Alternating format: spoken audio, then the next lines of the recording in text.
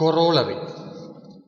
ഈ കൊറോളറി പറയുന്നത് ജി എന്നുള്ളത് ഒരു ഗ്രൂപ്പ്, എച്ച് അതിന്റെ നോർമൽ സബ് ഗ്രൂപ്പ്. എച്ച് ഒരു നോർമൽ സബ് ഗ്രൂപ്പാണ്.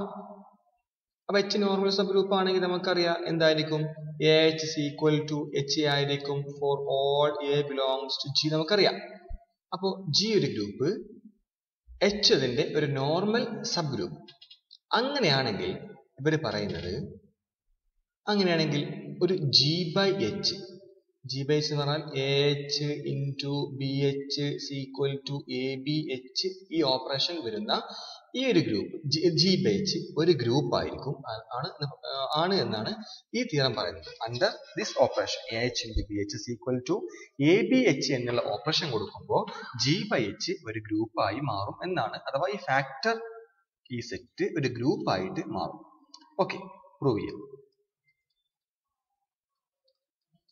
അപ്പോ തന്നിട്ടുണ്ട് H is a normal subgroup of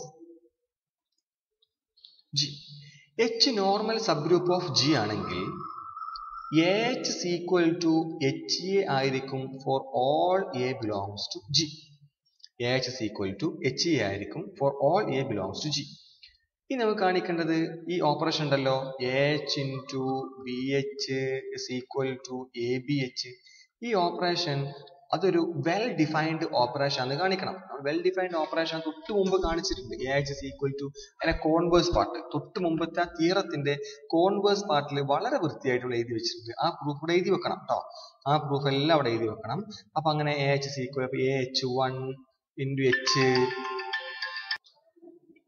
അങ്ങനെ എ എച്ച് വണ്ണും അതേപോലെ ബി എച്ച് ടു എടുത്തിട്ട് A H one B H A H one into H B H two into H equal to, അങ്ങനെ അവസാനം A B H എഴുതിയിട്ട് that is equal to A H into B H തൊട്ട് മുമ്പ് എഴുതിയ result, ആ result അതേപോലെ ഇവിടെ എഴുതി വെക്കുക.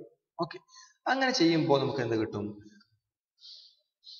ഇത് വെൽ ഡിഫൈൻഡ് ആണ്. ഈ കോസറ്റ് മൾട്ടിപ്ലിക്കേഷൻ വെൽ ഡിഫൈൻഡ് ആണെന്ന് നമുക്ക് കിട്ടിക്കോളും.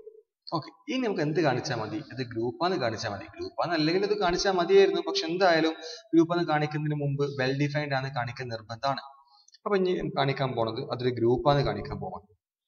ഗ്രൂപ്പാന്ന് കാണിക്കാൻ ഫസ്റ്റ് വൺ ക്ലോസർ എന്ന് കാണിക്കണം. അപ്പോൾ A H into B H is equal to A B H ആണല്ലോ ഓപ്പറേഷൻ. അപ്പോൾ ജി ബൈ എച്ചിലെ രണ്ടാൾക്കാരെടുത്തു, ഒന്ന് എ എച്ച് കൊടുത്തു, ഒന്ന് ബി എച്ച് കൊടുത്തു. അങ്ങനെ എ എച്ചും ബി എച്ച് എടുക്കുമ്പോൾ എ ബിലോങ്സ് ടു ജി ആവണം, ബി ബിലോങ്സ് ടു ജി ആവണം. എയും ബി ബിലോങ്സ് ടു ജി ആണെങ്കിൽ A B belongs to G ആവും. അപ്പൊ അങ്ങനെ എ എച്ചും ബി എച്ചും കൊടുത്താല് A H into B H is equal to A B H ഉണ്ടല്ലോ, A B H belongs to G H ആയിരിക്കും. കാരണം A B belongs to G ആണ്. A B belongs to G ആണെങ്കിൽ എ ബി എച്ച് അവിടെ ഉണ്ടാവണം, G by H ഉണ്ടാവണം. Therefore that is closed ആണ്. രണ്ടാമത്തെ അസോസിയേറ്റീവ്. അസോസിയേറ്റീവ് തൊട്ട് മുമ്പ് നമ്മൾ 1-2 വീഡിയോ മുമ്പ് തന്നെ അത് അസോസിയേറ്റീവ് ആണ് പ്രൂവ് ചെയ്ത് വെച്ചിട്ടുണ്ട്.